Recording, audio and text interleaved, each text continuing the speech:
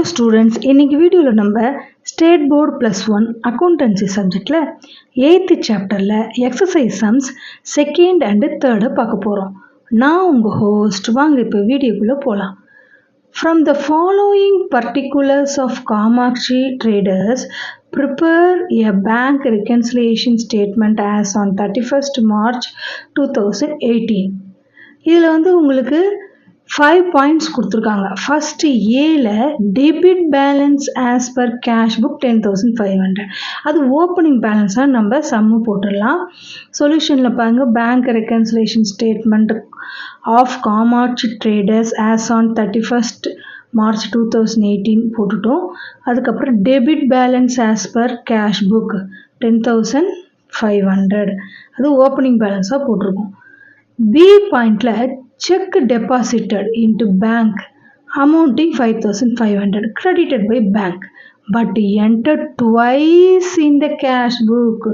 2 times cash bookல entry போடும்போது மட்டும் double time இந்த அமௌண்ட்டை 5,500 போட்டாங்க. அதை எப்படி நம்ம பிஆர்எஸ்ல போடுறதுன்னு பார்க்கலாம். இப்போ பாருங்க, பாஸ்புக்கில் ஆஸ் யூஷுவல் நம்ம டெபாசிட் பண்ணுறது 5,500 கிரெடிட் சைடு டெபாசிட் சைடு போட்டோம். அதே கேஷ் புக்கில் receipt side 2 times 5,500 5,500.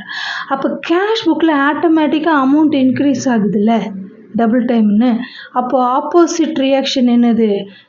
Cash book as per cash book பேலன்ஸுன்னு நம்ம ஓப்பனிங் பேலன்ஸ் போட்டு சம்மு ஸ்டார்ட் பண்ணால் அதோடைய அனதர் புக் இருக்கு இல்லையா, பாஸ் புக்கோட பொசிஷனை தான் நம்ம பார்க்கணும் ஒவ்வொரு சம்லையும். இப்போ பாஸ்புக்கில் இங்கே இன்க்ரீஸ் ஆச்சுன்னா பாஸ்புக்கில் டிக்ரீஸ் ஆகும். அப்போது இந்த அமௌண்ட் டு பி என்ன பண்ணணும்? மைனஸ் பண்ணணும். இந்த அமௌண்ட்டை மைனஸ் பண்ணணும்.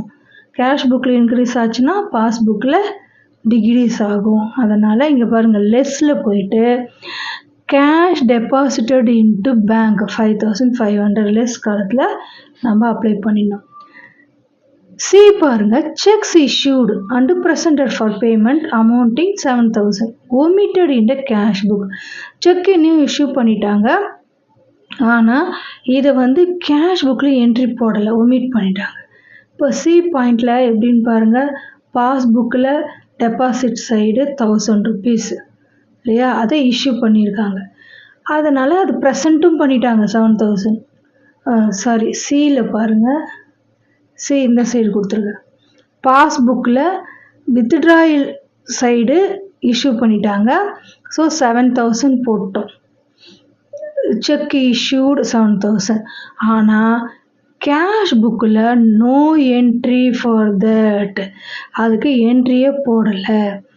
இப்போ பாஸ்புக்கு தானே நம்ம இப்போ பார்க்கணும். பாஸ்புக்கில் வித்ட்ராயல் சைடு போட்டதுனால ஆட்டோமேட்டிக்காக இந்த அமௌண்ட் என்ன ஆகுது? டிக்ரீஸ் ஆகுது. அதனால் இட் ஷுட் பி மைனஸ். அப்போ மைனஸ் காலத்தில் போய் cheque issued and presented for payment 7,000 போட்டுடணும்.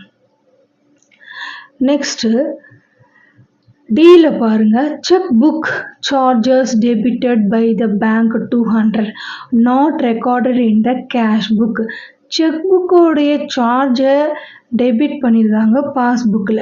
இப்போ டி பாயிண்டில் பாருங்கள், with debit side cheque book charges 200 entry போட்டோம். அப்போ அது ஆட்டோமேட்டிக்காக ரெடியூஸ் ஆகும் இல்லையா செக் புக் சார்ஜஸ்ஸு. அப்போ பாஸ்புக்கோட பொசிஷன் தானே பார்க்க போகிறோம். அதனால் இந்த லெஸ் காலத்தில் cheque book charges bank charges 200 apply பண்ணிட்டோம். அதுக்கப்புறம் இ பாயிண்டில் பாருங்கள், cash of 1,000 deposited by a customer of the business in cash deposit machine not recorded in the cash book. Customer deposit பண்ணியிருக்காங்க 1,000 rupees, ஆனால் கேஷ் புக்கில் ரெக்கார்ட் ஆகலை, பாஸ்புக்கில் ரெக்கார்ட் ஆகிடுச்சு. அதனால் அது டெபிட் சைடு 1,000 rupees போட்டுட்டோம். அப்போ ஆட்டோமேட்டிக்காக பாஸ்புக் தானே இப்போ நம்ம பார்க்க போகிறோம், இது இன்க்ரீஸ் ஆகுது இந்த amount. So it should be add cash deposited by a customer not record in cash book 1,000 rupees போட்டோம். இப்போ எல்லா ஐட்டமும் அப்ளை பண்ணிட்டோமான்னு செக் பண்ணிவிட்டு ஆட் பண்ணிடலாம். இப்போது இங்கே 10,500 + 1,000 வந்து 11,500. இங்கே இந்த 3 ஐட்டமும் ஆட் பண்ணால் 12,700. இப்போ 11,500லேருந்து 12,000 அப்படின்னா நெகட்டிவ். இங்கே வந்து ஹையஸ்ட் அமௌண்ட் இருக்குது, ஸோ இது ஓவர் டிராஃப்ட் பேலன்ஸு 12,700லேருந்து 11,500 போச்சுன்னா 1,200. அதை என்னன்னு ட்ரீட் பண்ணணும்? Over draft balance as per bank ஸ்டேட்மெண்ட்டுன்னு எழுதணும். ஓகே, ஓவர் டிராஃப்ட்னா இப்போது உங்களுக்கு பேங்க்கில் இருக்கிற அமௌண்ட்டோட இருக்கிற டெபாசிட் அமௌண்ட்டோட எக்ஸ்ட்ரா எடுத்துருக்காங்க, அதாவது லோனாவோ அது மாதிரி எக்ஸ்ட்ரா செலவு தான் அதிகமாக இருக்குது இங்கே இல்லையா, அதுதான் ஓவர் டிராஃப்ட் பேலன்ஸ்னு சொல்கிறோம். நெகட்டிவ் அமௌண்ட் வந்து உங்களுக்கு ஆன்சராக வந்ததுன்னா அது ஓவர் டிராஃப்ட் பேலன்ஸ்னு சொல்லுவோம். நெக்ஸ்ட் பாருங்கள், third sum. From the following information, prepare bank reconciliation statement to find out the bank statement balance as on 31st December 2017. இதில் பாருங்கள், first point balance as per cash book 15,000. அவங்களுக்கு cash book பேலன்ஸில் போட்டோம். இப்போ ஹெட்டிங்லாம் போட்டு bank reconciliation statement as on 31st December 2017 போட்டு பர்டிகுலர்ஸில் balance as per cash book 15,000 apply பண்ணிட்டோம். அதுக்கப்புறம் செகண்ட் பாயிண்டில் cheque deposited not yet credited 1,000 rupees. Cheque deposit ஆனோன்னா இது எப்படி நம்ம ஆடா மைனஸான்னு பார்க்கலாம். கேஷ் புக்கில் டெபாசிட் பண்ணோன்னா 1,000 rupees என்ன ஆகும்? ஆட் ஆகும், இன்க்ரீஸ் ஆகும் இல்லையா. ஆனால் நாட் எட் கிரெடிட்டட்னா பேங்க்குக்கு இன்னும் கிரெடிட் ஆகலை. அப்போ ஆட்டோமேட்டிக்காக கேஷ் புக் அமௌண்ட் இன்க்ரீஸ் ஆச்சுன்னா பாஸ்புக் அமௌண்ட் என்ன ஆகும்? டிக்ரீஸ் ஆகும். அதனால் it should be minus. Less காலத்தில் போயிட்டு check deposited but not credited 1,000 rupees entry போட்டுடணும். தென் தேர்டு பாயிண்டில் check issued and entered in cash book before 31st December not presented for payment until that date. இஷ்யூவும் பண்ணிட்டாங்க, ஆனால் அந்த December வரைக்கும் அவங்க என்ன பண்ணலை? நாட் ப்ரெசன்டட் ஃபார் பேமெண்ட், பேங்க்கில் போய் ப்ரெசன்ட் பண்ணலை. அப்போ இதுக்கு எப்படி ட்ரீட் பண்ணுறதுன்னா, கேஷ் புக்கில் இஷ்யூ பண்ணோன்னா என்ன பண்ணிவிடுவோம்? பேமெண்ட்ஸ் காலத்தில் 1,500 போட்டோம், அது ஆட்டோமேட்டிக்காக ரெடியூஸ் ஆகுது. இங்கே கேஷ் புக்கில் ரெடியூஸ் ஆச்சுன்னா பாஸ்புக்கில் இன்க்ரீஸ் ஆகும். So it should be added. Check issued but not presented 1,500 போட்டோமா. தென் ஃபோர்த் பாயிண்டில் பாருங்கள், dividend directly received by bank 200 rupees.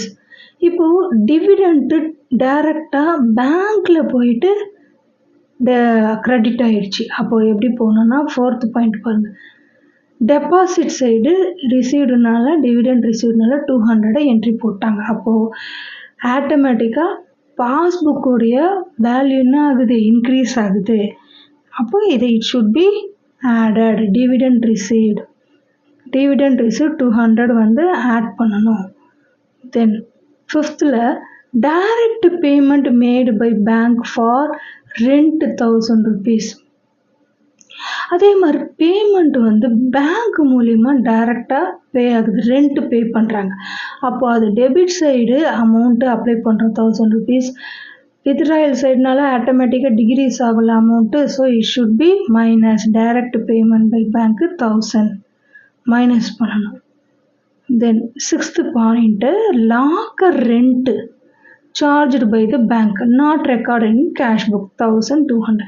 அதே மாதிரி லாக்கர் ரெண்ட்டு வந்து பேங்க்கில் தானே அவங்க வந்து சார்ஜ் பண்ணுவாங்க, கேஷ் புக்கில் என்ட்ரி இன்னும் ஆகலை. அதனால் பாஸ்புக்கில் இது ரெடியூஸ்டு அமௌண்ட் டிக்ரீஸ் ஆகுது. லாக்கர் ரெண்ட் பை பேங்க் அந்த 1,000 rupees லெஸ் பண்ணினோம். Locker rent charged by the bank 1,200. Then seventh பாயிண்டில் wrong debit given by bank on 30th December 2017 500.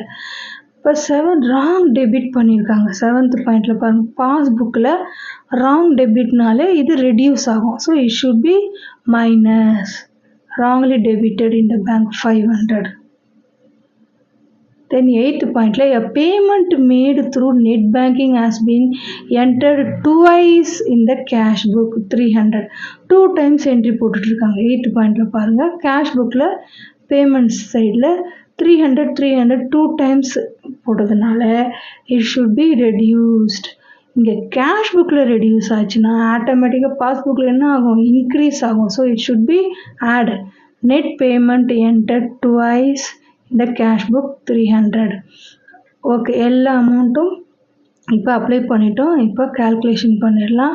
15,000 கூட இந்த 3 ஐட்டம் ஆட் பண்ணால் 2,000, 17,000 வருது. இப்போ லெஸ் காலத்தில் இருக்கிறதெல்லாம் ஆட் பண்ணால் 3,700. 17,000லேருந்து 3,700 போச்சுன்னா 13,300 balance as per bank statement. Okay students, இந்த வீடியோ உங்களுக்கு பிடிச்சிருந்தா லைக், ஷேர், சப்ஸ்கிரைப் பண்ணுங்கள். தேங்க்யூ.